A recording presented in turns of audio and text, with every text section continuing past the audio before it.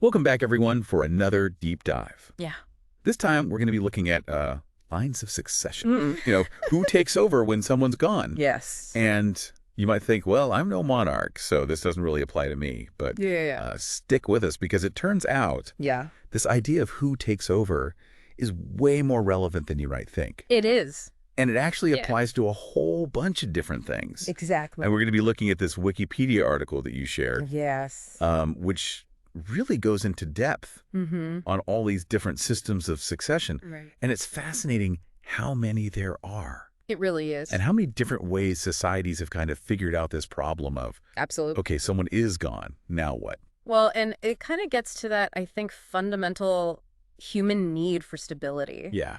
Because, like you said, imagine if there was no plan. Right. What if there was no system in place for, okay, the leader's gone, now what happens? It would be chaos. Chaos, yeah. It would be a free-for-all. So are you saying it's not just about avoiding a Game of Thrones situation? Well, that's certainly part of it, right? Nobody wants that. But Sure. it goes beyond just those, like, power struggles and things like that. Yeah. I mean, think about it from just, like, a very practical standpoint. Mm-hmm. Any system, whether it's a country or, like, even a small business, Right. needs a way to make sure things continue to run. Yeah. If the head honcho, so to speak, is suddenly gone, Right. you don't want everything to just grind to a halt. You need someone to step in. Exactly. And Yeah. that's really where a line of succession comes in. Okay, that makes sense. So how do these systems actually work in practice? Well, the article breaks it down into two main categories: hereditary and elected. Okay. Now, hereditary is what most people think of first, right? Like kings and queens. Right, the British monarchy. Exactly. But, and this is important, even elected systems need succession planning. Yeah, that's true, because presidents don't rule for life. Exactly. They have term limits, they might resign, who knows what could happen. Right. So you still need a plan for what happens if the office becomes vacant before the term is up.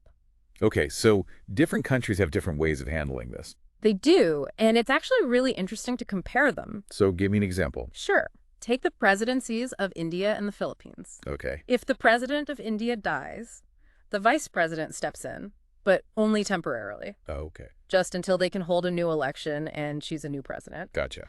But in the Philippines, the vice president actually becomes president for the rest of the term. Oh, wow. So two very different approaches. Very different. Okay, that's interesting. It is. So I definitely want to get into the hereditary side a bit more. Yes. And the article talks about this concept of vertical and horizontal inheritance. Right. So can you explain what that means? Sure. So vertical inheritance is all about descendants. Okay. Keeping power within a specific bloodline, like father to son or mother to daughter. Right, so like a direct line down the family tree. Exactly. Think of it as that straight line of descent. Gotcha. And then horizontal inheritance looks more broadly Okay. at siblings, cousins, uncles, those kinds of relatives. So moving sideways on the family tree. Exactly. And it's fascinating how both of these systems have played out in different societies. Okay, so let's focus on the vertical inheritance side for now. Sounds good.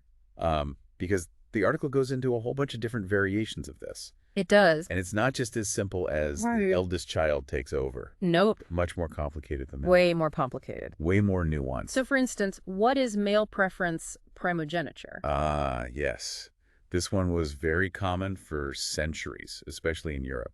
Okay. Basically, it means the eldest son gets the throne, Okay. and daughters are only considered if there are no sons. So if a king only had daughters, the throne would go to like a brother or a nephew or something. Exactly. Or even a more distant male relative. Wow, so they really favored the sons. They did. And this was the system in the UK for a very long time. Really? Yeah. They only shifted to absolute primogeniture, which means eldest child regardless of gender, Okay. in 2013. That recently. Yep. So this idea of male preference was really persistent. That's wild. I mean, it makes sense in a historical context, Sure. but you'd think they would have gotten rid of that sooner. You would, wouldn't you? So why do you think it lasted for so long? Well, I think it reflects those traditional ideas about leadership Okay. that were often tied to things like physical strength and military prowess. Right, those were seen as masculine traits. Exactly. And of course, there were those ideas about lineage and bloodlines. Right, keeping the power within the male line. Exactly. So it's interesting how societal norms influence these systems. Oh, absolutely. But speaking of systems that seem a bit unfair, Oh, what are you thinking of? The article mentions something called agnatic succession, or Salic law, Oh, yes, Salic law. which sounds even more extreme than male preference. It is. It is. It takes that idea of male preference to a whole other level. So what's the deal with Salic law?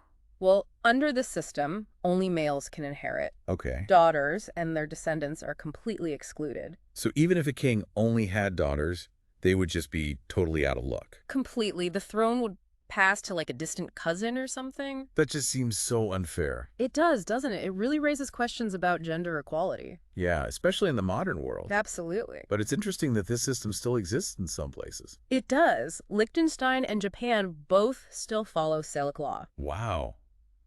You really have to wonder how these historical systems hold up in today's world. It's a good question, and it's something that a lot of countries have been grappling with, Yeah, I can imagine. especially those with monarchies. Yeah, They're trying to balance tradition with modern ideas about equality.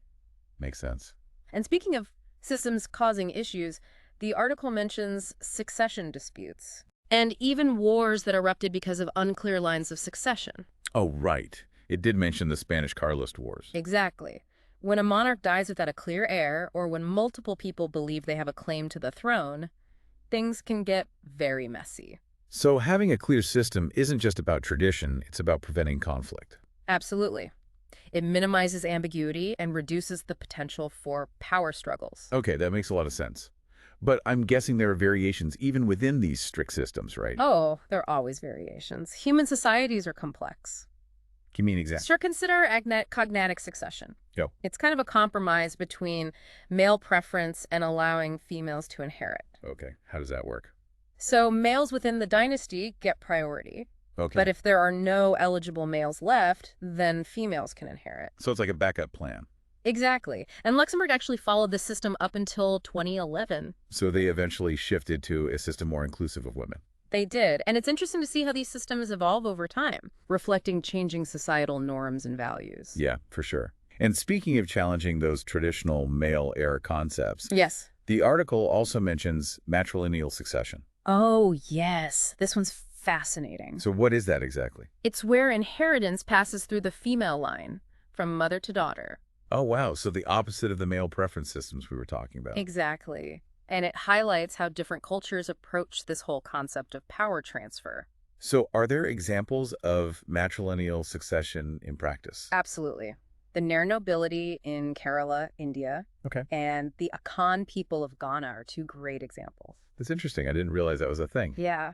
And in these societies, women often hold significant economic or social power. Oh, I see. So it makes sense that their succession practices would reflect that. Right. It's not just about who has the Y chromosome. Exactly. It's about recognizing that power and leadership can be expressed in different ways. Okay, so we've talked about sons and daughters.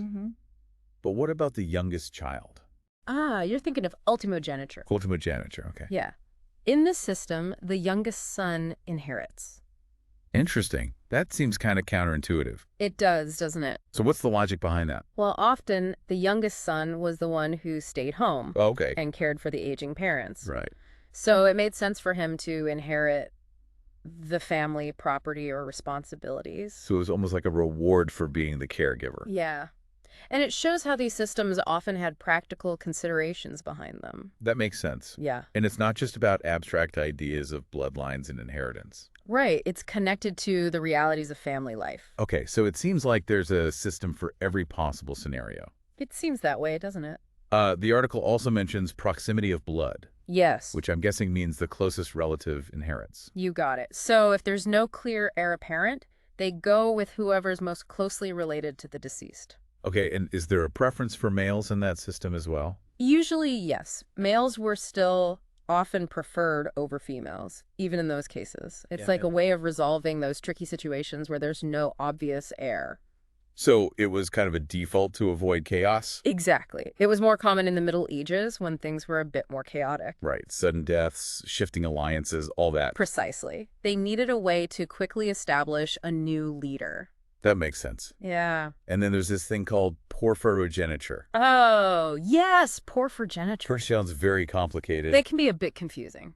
So what's that all about? Well, it basically means that sons born after their father becomes king Okay. have priority over their older brothers. Really? Yeah, it's Go like ahead. they're seen as more legitimate heirs because they were born into the role, so to speak. So even if an older brother was already in line for the throne, Mm-hmm. if a younger brother was born after their father became king, Yeah, he would jump ahead in the line. exactly. It's like a bonus for being born at the right time. That's so interesting. And where was this system used? It was seen in Byzantium and the Nupe Kingdom. Oh, wow. So two very different parts of the world. Yeah, it shows just how diverse these succession practices can be. Okay, so we've got male preference, primogeniture, Mm-hmm. agnatic succession, cognatic, Yeah. matrilineal succession, Yeah.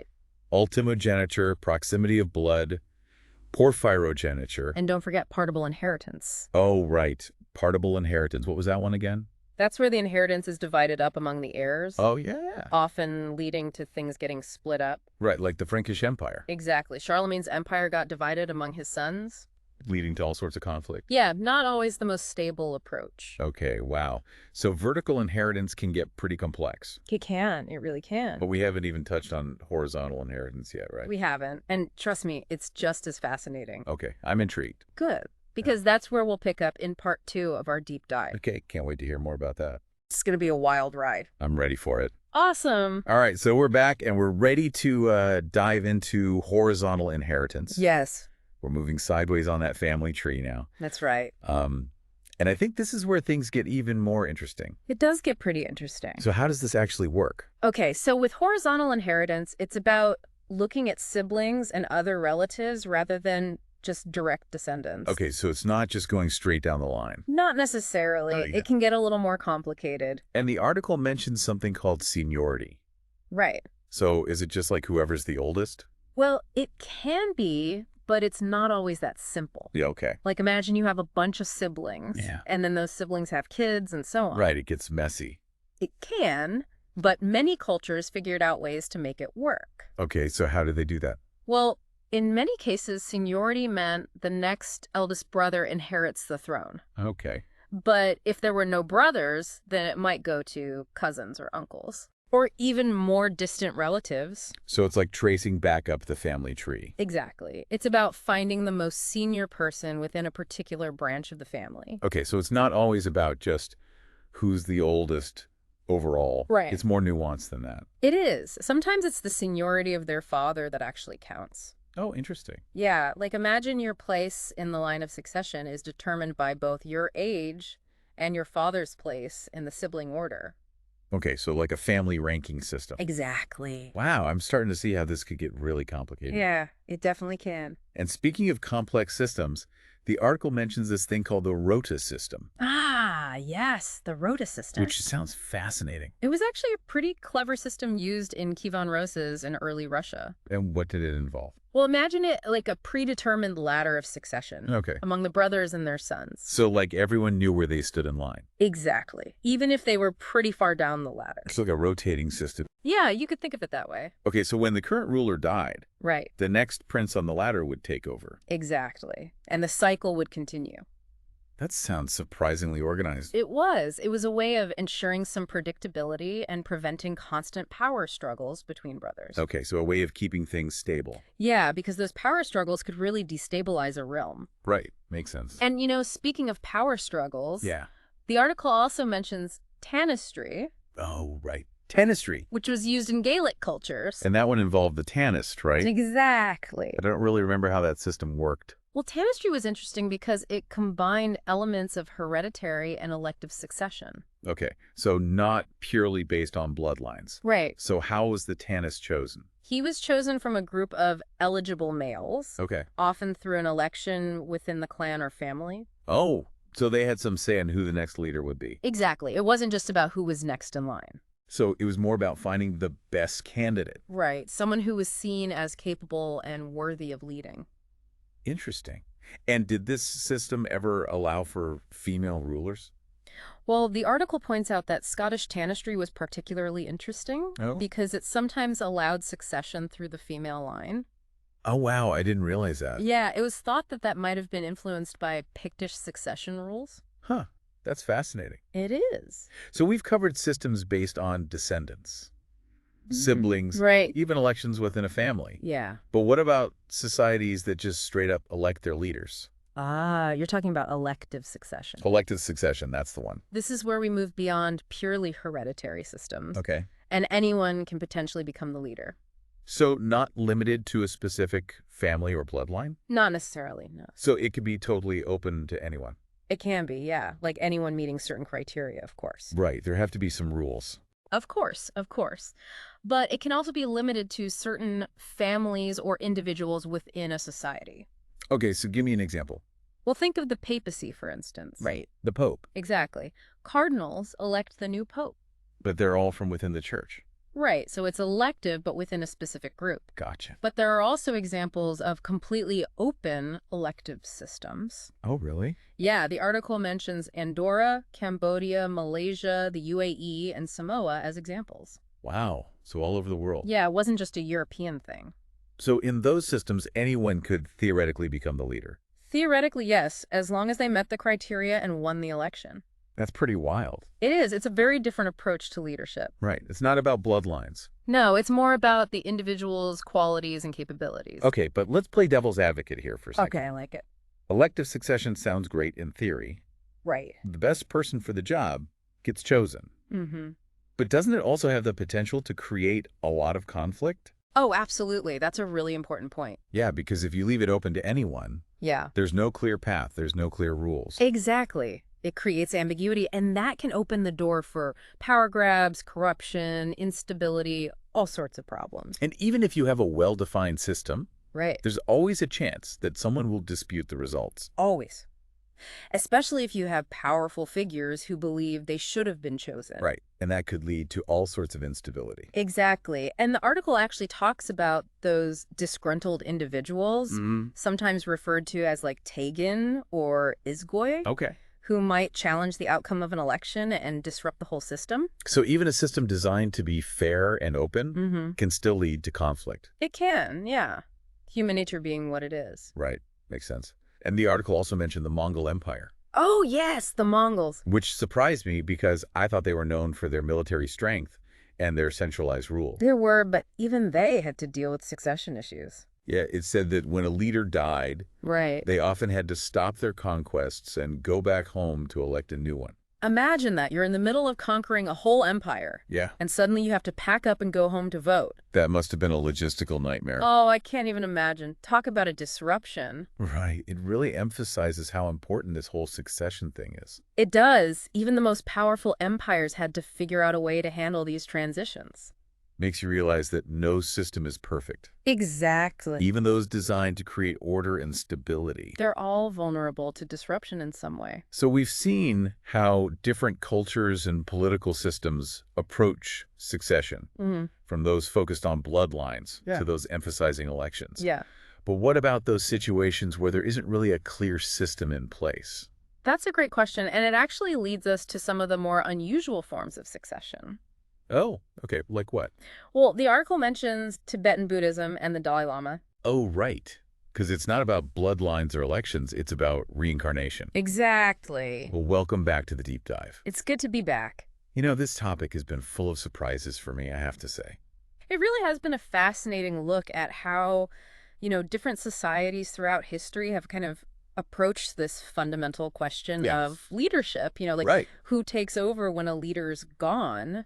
It's such a basic human question, It is. but the answers are just so diverse. They really are. I mean, we've covered everything from, primogeniture, where Yeah. the eldest son inherits, to this really complex horizontal systems where power kind of shifts between different branches of a family. Right. And then, of course, elective systems where people actually get to choose their leader. Yeah, and you raised a really good point at the end of part 2 Oh, yeah. about what happens when there's not really a clear system in place. Right, right.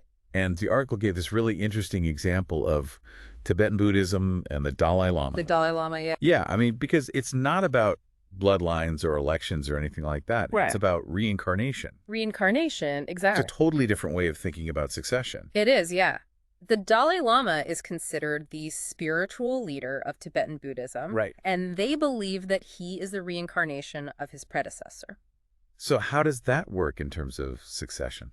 Well, basically, the line of succession isn't determined by family trees or votes or anything like that. Right. It's determined by finding the reborn soul of the previous Dalai Lama. Okay, so how do they actually do that? Well, it's a pretty complex process and it can take years. Really? Yeah, when a Dalai Lama dies, a search begins for his reincarnation. Okay. But they're not looking for someone who, like, looks like the previous Dalai Lama or Right. even acts like him Okay. necessarily. What are they looking for? They're looking for specific signs, often in young children, Okay. that suggest that this child embodies the spirit and the wisdom of the previous Dalai Lama. So it's like recognizing those subtle qualities. Exactly. Well, the spiritual markers. Yes, exactly. It's a very spiritual process. So is there like a specific criteria they use? There is. The search party is usually made up of, high-ranking monks and lamas, Okay. and they look for a combination of factors.